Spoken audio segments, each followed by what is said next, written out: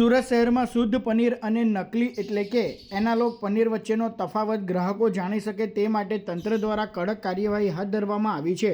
એસઓજીની ટીમોએ શહેરના જાણીતા આઉટલેટ્સ જેવા કે લા પિનોઝ, ટાકો બેલ, બર્ગર કિંગ, KFC અને રીચી રીચ જેવી જગ્યાઓ પર તપાસ કરી છે। એટલું જ નહીં, મસાલા કિચન અને લા કાફેટેરિયા જેવા સ્થળોએ પણ પોલીસ કાફલો ત્રાટક્યો હતો અને સૂચના આપી હતી કે શુદ્ધ પનીર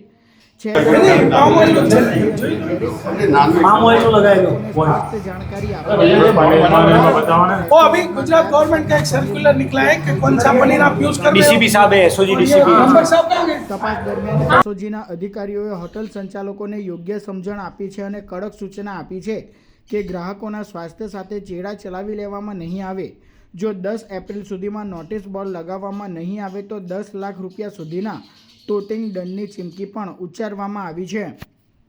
अलग अलग रेस्टोरेंट રીચી રીચ, લા પિનોઝ पिज़्ज़ा, ટાકો બેલ, બર્ગર કિંગ, KFC, મસાલા કિચન, લા કાફેટેરિયા અને ફલાફલ આ બધી જગ્યાએ જઈ અને કયા પ્રકારનું પનીર વાપરે છે એનું બોર્ડ લગાવેલું છે કે કેમ તે ચકાસણી કરવામાં આવેલ અને તે લોકોને 10 તારીખ સુધીમાં આ બોર્ડ લગાવવા માટેની કડક સૂચના પણ આપવામાં આવેલ અને 10 તારીખ પછી જો બોર્ડ નહીં લગાવવામાં આવે તો એ લોકોને 10 લાખ સુધીનો જે દંડાત્મક કાર્યવાહી કરવામાં આવશે એ પ્રકારની સૂચના આજે આપવામાં આવી છે અને આ તમામ જગ્યાએ જે છે ચેકિંગ કરવામાં આવેલું છે।